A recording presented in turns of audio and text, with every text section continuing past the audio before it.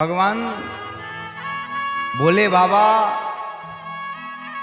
इसी क्रम में महाराज बाणासुर का वध मां भगवती के द्वारा हुआ। प्रहलाद जी की वंश परंपरा में एक महान शिव भक्त हुआ जिसका नाम बाणासुर है। बाणासुर की 1000 भुजाएं थीं। कितनी? 1000। और 1000 भुजाएं महाराज, और उसमें ऐसा नृत्य करता है बाणासुर, भगवान भोले बाबा प्रसन्न हो जाते। दुनिया प्रकार की, दुनिया भर की हजारों हाथों से मुद्रा किया करता था। मृदंग बजता ऐसा महाराज, ऐसा मृदंग बजता और ऐसा नृत्य वीणाओं की ध्वनि के साथ में नृत्य करता। अद्भुत नृत्य।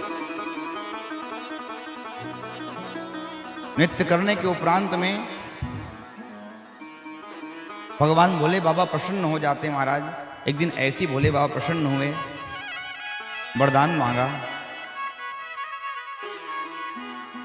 बाणासुर कहा, प्रभु आप हमारे सोडितपुर में ही रहिए।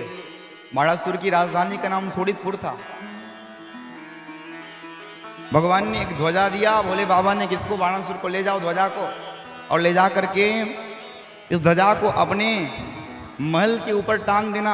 जब तक ये ध्वजा भंग नहीं होगा ना, तुम्हारे जीवन में किसी प्रकार के संकट नहीं आएंगे।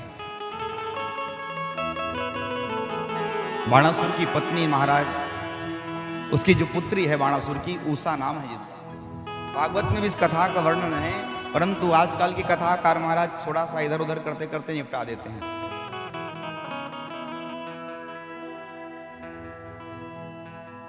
सप्तम दिवस की कथा में भागवत जी का आता है। हम थोड़ा स्पर्श करते चलते हैं कथा को, लेकिन इस कथा को सुनिएगा। ये जो उषा है, उषा ने रात्रि में भगवान कृष्ण के जो पुत्र हैं अनिरुद्ध को सल लिया और समागम कर लिया। उषा की जो सखी जिसका नाम चित्रलेखा है, इस चित्रलेखा ने योग बल से अनिरुद्ध का अपहरण कर लिया। और अपहरण करने के बाद महाराज पुनः उषा और अनिरुद्ध का मिलन हुआ। रात्रि में अनिरुद्ध हंस दिया, और हंसा तो द्वारपालों ने पकड़ लिया और महाराज बाणासुर को समाचार दे दिया। अनिरुद्ध पर आक्रमण कर दिया गया और अनिरुद्ध को नाग फांस में बांध दिया गया। लेकिन मां भगवती की बड़ी कृपा थी अनिरुद्ध पर। मां दुर्गा आई और आकर के नाग के फांस से उनको मुक्त किया है। हाँ, और पुनः की भांति उषा और अनिरुद्ध पुनः विहार करना आरंभ कर दिए। इधर नारद जी के द्वारा अनिरुद्ध को महाराज नाग फांस में बांधने और अपहरण की सूचना को कौन पाया है? भगवान कृष्ण। और जब कृष्ण को इस प्रकार की जब महाराज सूचना प्राप्त हुई, तो बताओ भला, कोई अपने पुत्र को कोई बांध दिया हो, आक्रमण कर दिया हो उस पर, तो क्या कोई चुप बैठेगा? तुरंत अपनी सेना को ले आए और सेना को ले जा करके महाराज इस पर सोनितपुर पर आक्रमण कर दिया। सोनितपुर पर आक्रमण कर दिया महाराज। तो भगवान कृष्ण और भोले बाबा में युद्ध आरंभ हो गया, क्योंकि भोले बाबा भी किसके स्वामी हैं?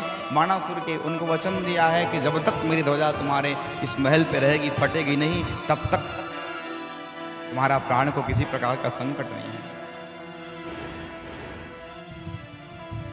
भगवान कृष्ण ने भोले बाबा को महाराज एक जिम्रास्त्र नाम का एक अस्त्र का प्रयोग किया है, जिससे भोले बाबा मोहित हो गए।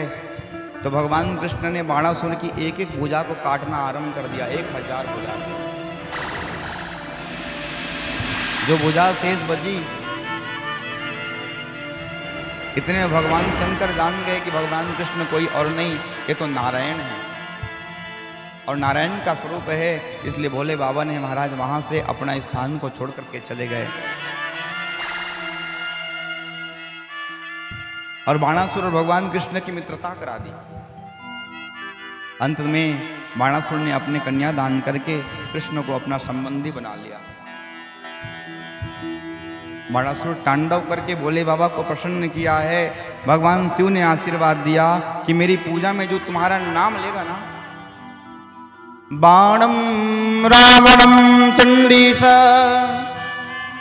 श्रृंगी भृंगिरिटादय सदा शिवस्य निर्माल्यम सर्वे गृहन्तु संभव। और इसीलिए आज बाणासुर को भोले बाबा ने अपना पार्षद नियुक्त कर दिया। इसलिए जब भगवान शंकर का अभिषेक होता है तो बाणासुर की भी अभिषेक के दौरान में मंत्रों में सूक्त में आता है नाम